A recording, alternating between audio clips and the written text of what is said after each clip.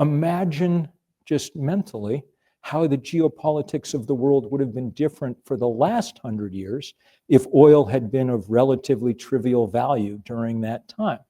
How many wars and assassination attempts and coups and things we would not have had to engage in, because people were able to provide this thing that they needed, energy, from their own place that was accessible to everyone. This is especially, I think, crucial news for the poorest, most vulnerable places on Earth. When we hear about countries going into a balance of payments crisis or being overwhelmed by a debt crisis, or the IMF has to come in and structurally adjust their economy, what usually that means, or often what that means, is that they've been unable to come up with the money, US dollars cash on the barrelhead, to pay for the next tanker load full of oil that's swinging that anchor out in the harbor. Fossil fuel is incredibly, 80% of the world lives in countries that have to import fossil fuel. And it's hugely, hugely expensive thing to do. Even big countries. I mean, India spends 5% of its GDP importing fossil fuel from the rest of the world, which they do not want to do. And that's why India this year met its 2030 targets for solar installation 5 years ahead of schedule.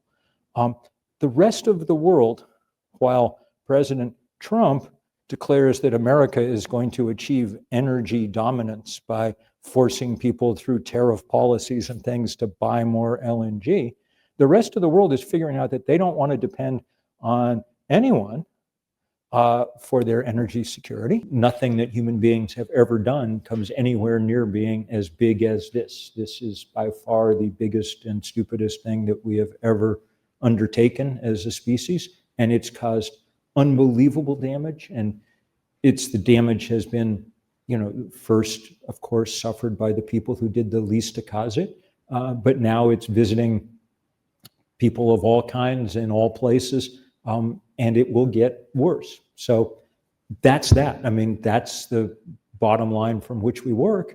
And then the question is, what do we do to keep it from getting any worse than it absolutely has to? I wish that the question was, how do we stop climate change? But that's not a question anymore. The question is, how do we stop it short of the place where it just cuts civilization off at the knees, if we can still do that? The Intergovernmental Panel on Climate Change told us that we had, a few years ago, that we needed to cut emissions in half by 2030 to be on anything like the timetable that we had set out in Paris. And 2030 is 4 years and 5 weeks away at this point. So that's a tall order. But now we have, for the first time, a scalable tool with which to take this on. We live in a world where the context has flipped. For the first 35 years of the climate fight, we lived in a world where fossil fuel was relatively cheap and renewable energy relatively expensive. And that set the terms of the debate, and climate campaigners spent a lot of their time trying to make fossil fuel more expensive, to put prices on carbon, to divest from things, to drive up their cost of capital, to stop the consolidation of infrastructure with things like the Keystone Pipeline, on and on. That's now flipped. We live in a world where the fossil fuel industry is now on the back foot.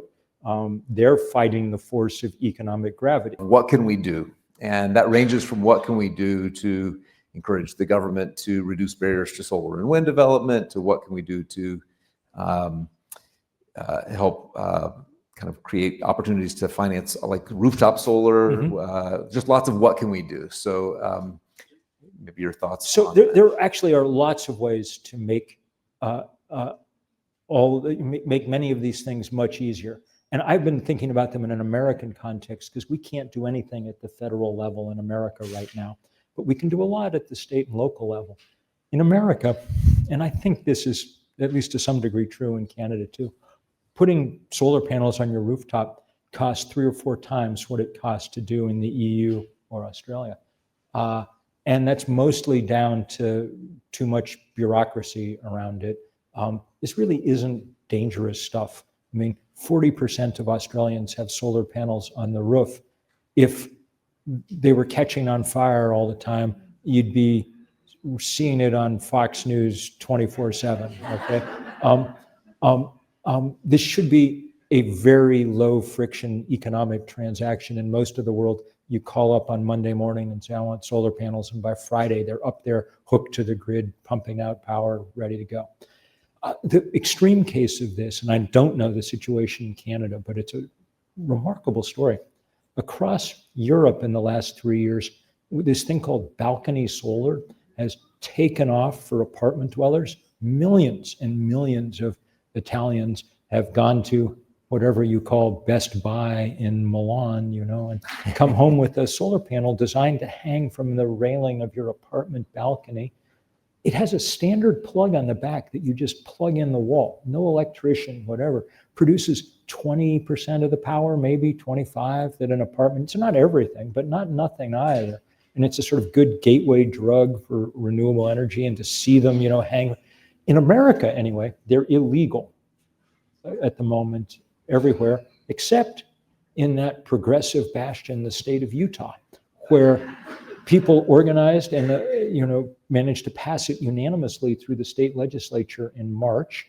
The libertarian Republican who introduced it said, if this is good enough for the people of Stuttgart, it's good enough for the people of Salt Lake City, and now you can go on YouTube and watch lots of pictures of happy Utahns putting these things up. A reminder that this crosses ideological boundaries in interesting ways.